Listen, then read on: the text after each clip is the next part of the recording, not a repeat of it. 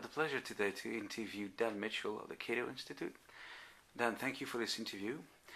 Could you let us know about this recent issue on tax havens and this recent hunt on tax havens, especially in Europe? What is your position on that? Well, for a number of years, there's been an ongoing effort by high-tax nations to try to curtail tax competition.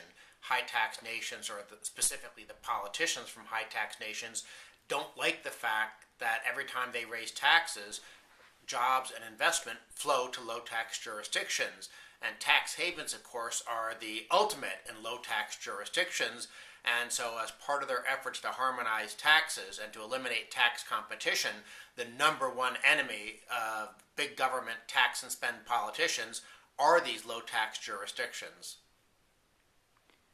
What do you think of President Sarkozy's position?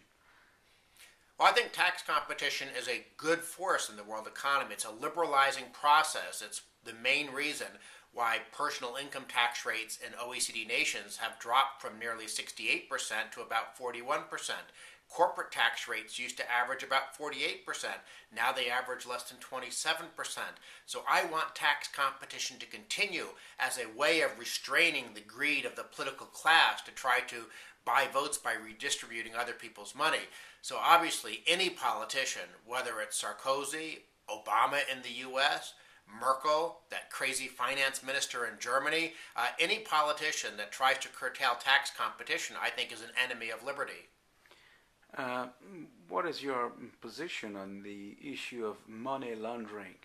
It's often said that tax havens are places where money is laundered. What do you think about it? There's really two aspects to the money laundering issue that are important. Number one is the underlying effectiveness of the laws. 30 years ago, there were no laws against money laundering. Now we have enormously expensive laws against money laundering, and there's no evidence that they have any effect on crime rates, which was the whole theory for putting them in the first place. So money laundering laws by themselves seem to be a very costly and ineffective way of trying to deal with crime. But let's set that aside, and let's look now whether there's something about low-tax jurisdictions or tax havens that makes them especially vulnerable. And all the evidence, the academic evidence, the evidence from government entities, all the evidence shows that tax havens actually have the toughest laws against dirty money. Why? Because they have such high reputational risk if you have dirty money. If you're a dictator or a drug runner or a mafia kingpin, you can launder money in New York or London and no one's going to care. If a bank gets caught, they pay a fine, no big deal. But if a drug runner or a terrorist or something like that was found to be using the financial services sector in the Bahamas or Liechtenstein or Singapore or something, or you would have an incredible negative impact on those jurisdictions. So so-called tax havens actually have the biggest incentive to keep their financial sectors clean, and that certainly shows up in the evidence. Disproportionately, money gets laundered in places like the U.S. and the U.K., not in so-called tax havens. Are you pessimistic about the Obama's administration in terms of big government? Unfortunately, we just got done with 8 years of big government interventionism under Bush.